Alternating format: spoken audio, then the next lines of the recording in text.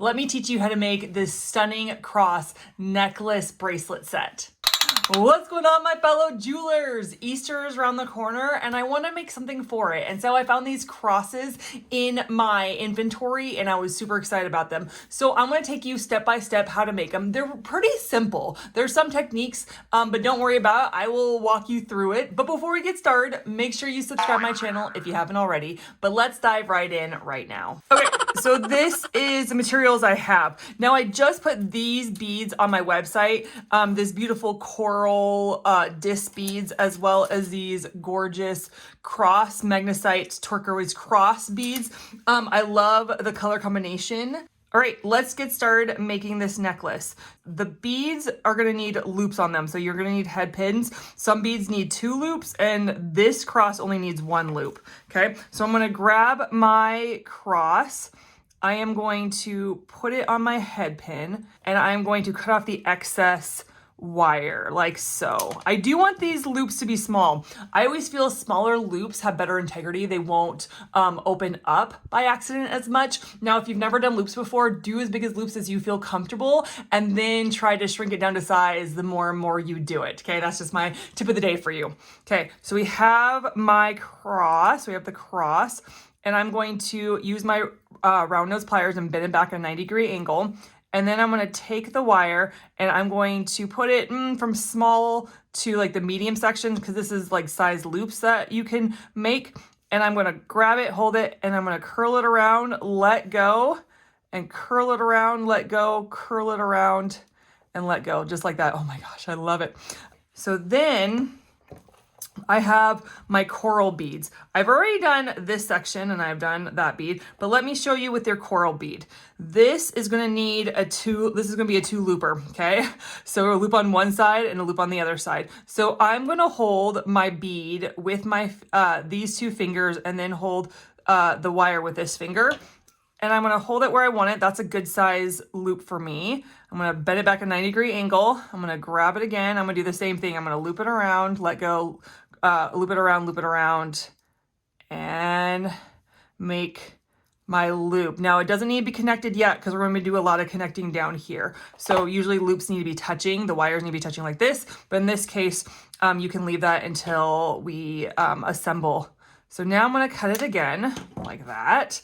I'm going to bend it back a 90-degree angle, and I'm going to curl it around like so. I've been doing this for over 15 years. So don't think, man, she's going really fast, I don't know how to do it. I got a tutorial for doing the loops just for you, because it is a tricky technique, but once you get it down, it is so versatile that you can use it for so many jewelry pieces, okay? So just keep practicing on your loops because it's so worth it.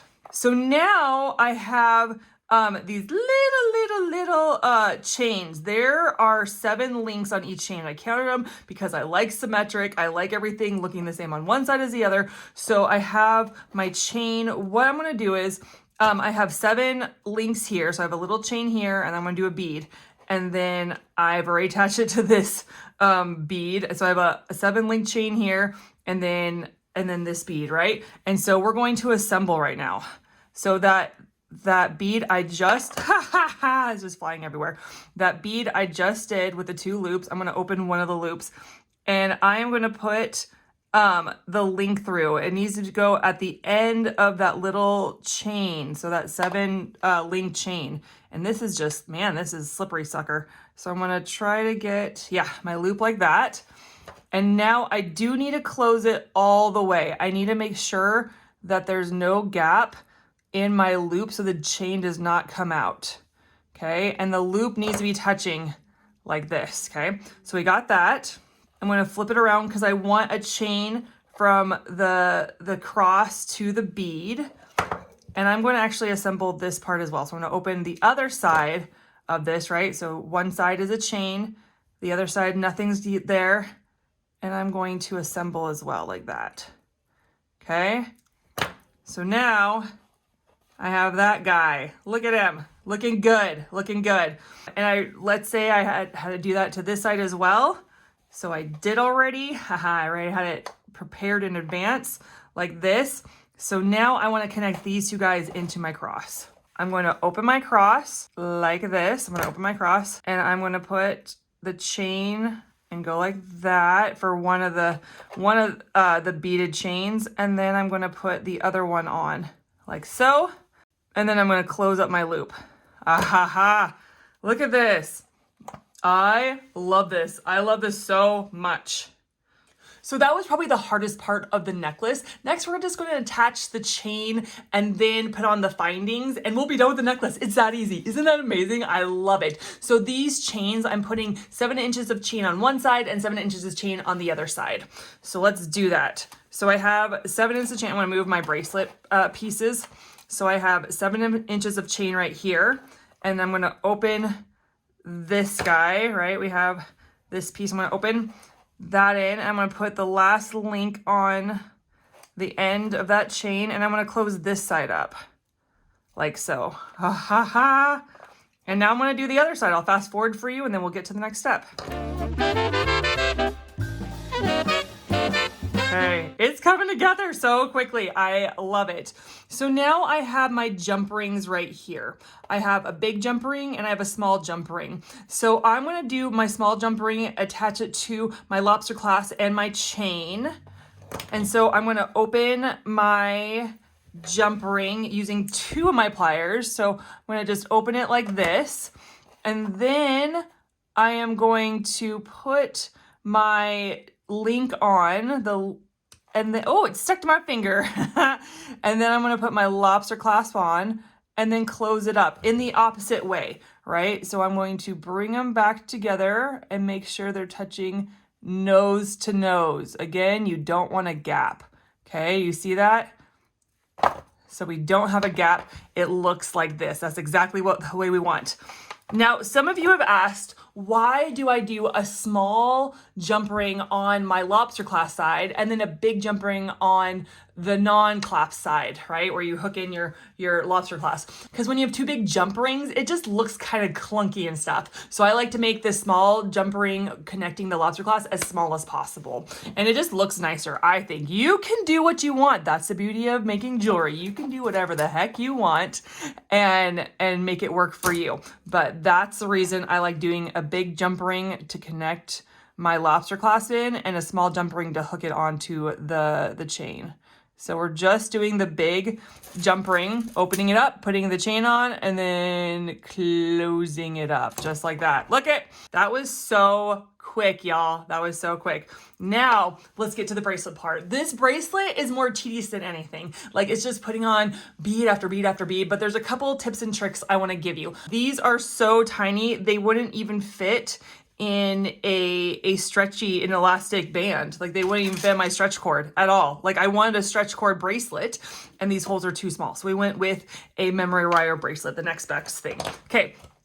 So I wanted to show you what you shouldn't do. So you usually, your memory wire bracelets becomes like a slinky and you're gonna need to cut it, right? And I just wanted to make one loop. I seriously just wanted to have it go around my wrist one time. But what you want is, you want to cut it so that it looks like this, where there's extra here and there's extra here. You don't want to cut it where there is a gap. Do you see that? You want to have it overlap each other. So now the next step is we're going to make a loop. We're going to curl it around with our round nose pliers, curl it around again like so until you have a loop like that.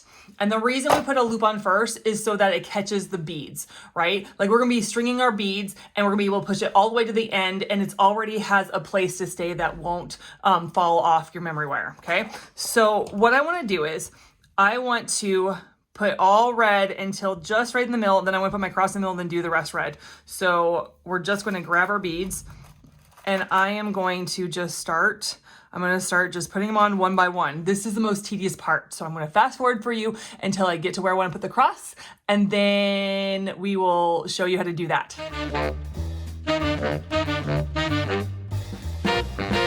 Now I want you to know any materials I am using today, I will put in the link in the description below. Okay, So I got to just about the middle right here. The cross is a little bit big, so I didn't want to just go completely in the middle. I wanted to leave a little space before I hit there. So I'm just going to put my cross on. It's a little long, so it might catch just a little bit of it. Oh, I love it. I love it. I just wanted a simple bracelet that was the cross and then the red coral. So I'm going to put the rest of these on, and then I will show you how to finish it.